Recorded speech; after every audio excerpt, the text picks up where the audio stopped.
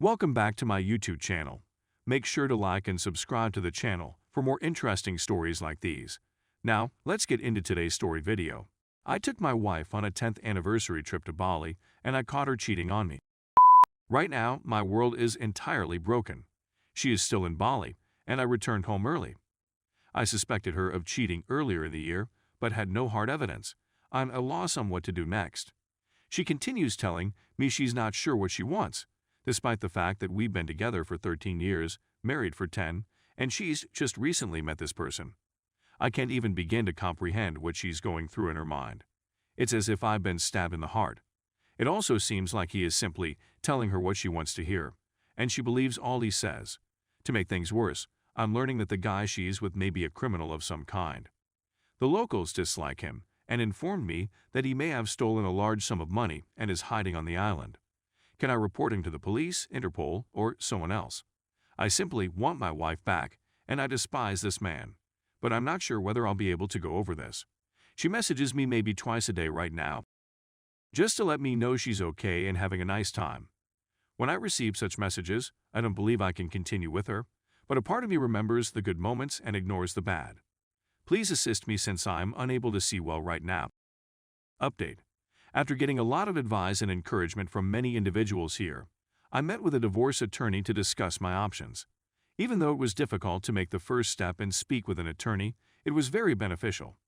I'd be absolutely lost without him and all of the kind folks on Reddit. I sent my wife an email expressing that her actions were not acceptable and that I would no longer speak with her until she returned to America. She spent the following 4 days pleading with me to realize that she needed to have fun, and that she hadn't felt like herself since our loss.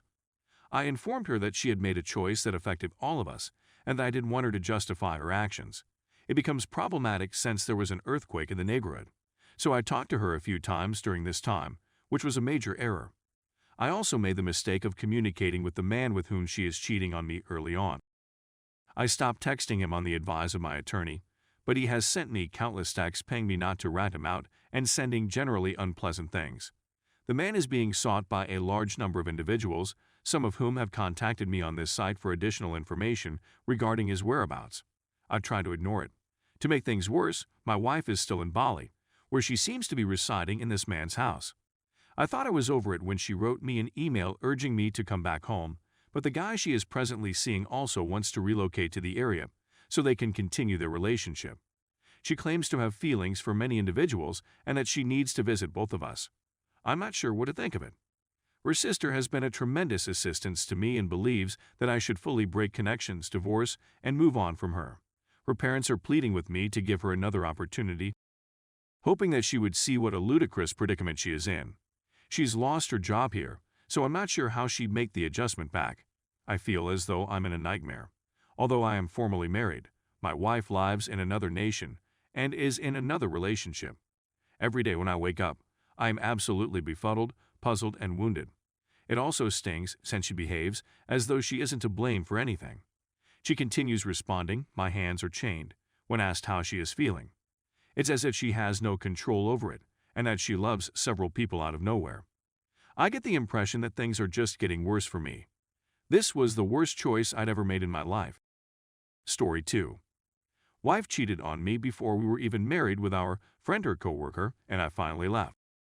Me, 33 male, and my STBXW, 31 female, began cheating on each other with her colleague in the summer of 2017, and we married in November of that year. We've been together for 11 years.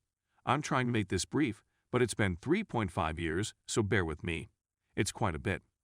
Here's the chain of events that led to the disaster. STBXW begins cheating with her coworker in the summer of 2017, invites him to our wedding in the winter of 2017, but is unable to attend due to work, invites him into our social life. Her immediate family knows AP and AP wife. STBXW tried to make him my friend and have us hang out. Has at work after hours, in the back of his truck, in the car I'm left with, in our apartment, our couch, our bed. Using this puts us in the summer of 2020. In June 2020, AP wife becomes pregnant. That following month, STBXW and I bought a house. STBXW states that in order to save money, an amateur handyman, may assist us with the work we want done on it. She asks whether it's acceptable if they walk ahead by themselves to get a head start. I know him, and more importantly, I trust him at this point. I've known him for 3.5 years. He's a buddy of mine. I replied all right, but I was still apprehensive about it.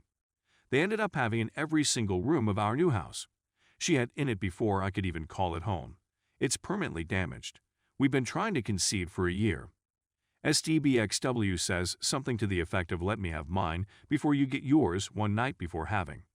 She stops short of her thinking, but I caught the gist. But there's a catch. That is not an issue for me. I'm not boasting, but I've been with her for 11 years and I've stayed hard even after I've had an. For the last 11 years, she has had 3 to my 1. If we're really into it, I can offer her more. Some guys can't continue after the first, but not me. I let it go, yet it lingered with me. That was my first thought when I awoke. Something snapped, and I went into full X mode. She departed for work, and I ran to her laptop, attempting to read her text messages. If I didn't have access, I searched all of her social media. There is one available. Look through all of a guy's messages. And there you have it. Many quickies, "I miss you," "I enjoy your arms," "they can carry me," "sweetheart," are words that will live with me forever. I sent her a snapshot of what I discovered. I was taken aback. Then I had my first panic attack. I contacted my brother and informed him what had happened. She phoned me later, and I went off on her before hanging up. She claims it was physical, claiming she was just flirting the whole time. I was astonished to find STBXW standing there in absolute embarrassment after walking our dogs. She drove home since she assumed I was abandoning her 30 minutes before she showed AP the image and stated his face turned white. Then I requested an explanation. She admitted to having 3.5 years of intercourse with him. When I inquired whether she did on him, she said yes. I realize it's a stupid question, but that's where I went wrong. After I had cooled down, I sat in a chair, stunned. She came over and sobbed, apologizing and begged me to forgive her before hugging me. It all spilled out as I held her. That awful, horrible, agonizing, and never-ending anguish continues to haunt me to this day. It engulfed me. I told her she had broken my heart. I'm shattered. I sobbed uncontrollably. A nasty, ugly wail. I didn't eat much for a week.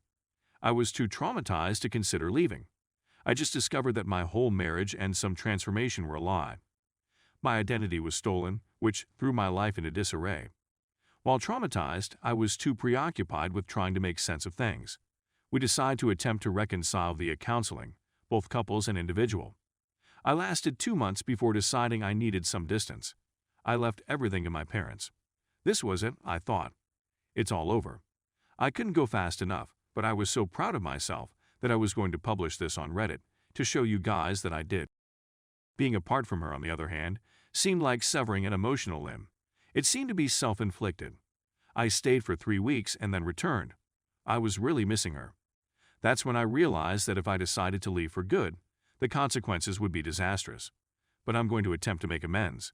We also put off raising a family, since it would be insane to start when we don't know what our future holds. But she has a hard time waiting and knows what I need to go through in order to recover, but she isn't sure how long she can go without having children. The patience she is forced to have is wearing her down. But I understand there will be a deadline. I told her what I needed from her in order to feel secure. He or she needs to get a new employment. She hardly attempted at first, so I sent a message to AP, knowing he hadn't informed his wife, and that he needed to lead if he wanted to keep it that way. App, on the other hand, informs his pregnant wife. Instead of hearing from him, I receive a call from his father-in-law, who tells me to back off. What? Because they all reside in the same home and intend to move into another. Phil, allegedly, hardly works and watched his money fly away. FIL eventually hands the phone over to AP. The same voice I heard from STBXW. An overpowering AP of humiliation and guilt. I slam the phone down on him and hang up. So there you have it. She wasn't going anywhere and neither was he. She didn't want to leave because if I left, what was the purpose of quitting her job? It also has something to do with her family's company. She believes she has a tremendous societal duty to retain it. The red flag. We are attempting to continue the process of reconciliation, but I thought about it many times a day. Daily adversity. Nothing was the same. Holidays, mornings, evenings, kisses, and everyday encounters. Because of the triggers, our house haunts me. My imagination unravels practically every interaction between them and us, and every day is like a minute D-Day, yet we keep going. We've reached a standstill as of last week. She doesn't think I want to keep doing this, but my PTSD is so severe that I can barely hold it together. 7 months later, nothing has changed. She goes to her unrelated sisters, and we communicate back and forth. We check in every 3 months to see how I was doing and, more crucially, whether I wanted to have a family. I'm sure I couldn't do it. How can I be there for them if I'm battling with myself? With a kid on the way, we'd both be unhappy. That is not something I deserve. I'd also be troubled by the fact that I don't believe it's even mine. That was one of the reasons I decided to leave. Again, she says she can't wait a year, but hopes I'll be ready before then. So, with that in mind, plus the fact that it's 4 months till the D-Day anniversary, and things haven't altered much in over 8 months, and the continued trauma, I decided to go. It was either remain or leave every day, and it was eating at me, as though a bird was plucking out your eyes. It was and still is dreadful. So I'm at a friend's house. Every day since I left, I've been tortured in a new manner. Every bone in my body tells me to return. But I'm unhappy while I'm there. I'm no longer with her, yet I'm still unhappy. But what will happen if I return? Maybe I can adjust and move on, but it will take more than a year. I can sense it. I don't like to admit it, but I need this. It's just for me. For my serenity, yet it isn't arriving quickly enough. I simply want the pain to go away, but I know it will take some time. I know that talking to friends and family members helps, and I'm trying to discover the new me and new activities. I can't stand being alone with my thoughts, therefore I have to keep myself occupied. I didn't think I'd be able to make it here. I never thought I'd be able to write this, but like so many others, the wisdom and vulnerable and terrible experiences you all shared have helped me get here. I want to need to keep going to counseling. It is quite beneficial. Thank you very much. Any advice is appreciated. Edit, to be clear, we are divorcing and are simply contacting to divide our assets. I know I won't be able to go back in time and be happy. My final few lines are a tug of war between my intellect and emotions. I left because my intellect told me to, but my heart longs to return.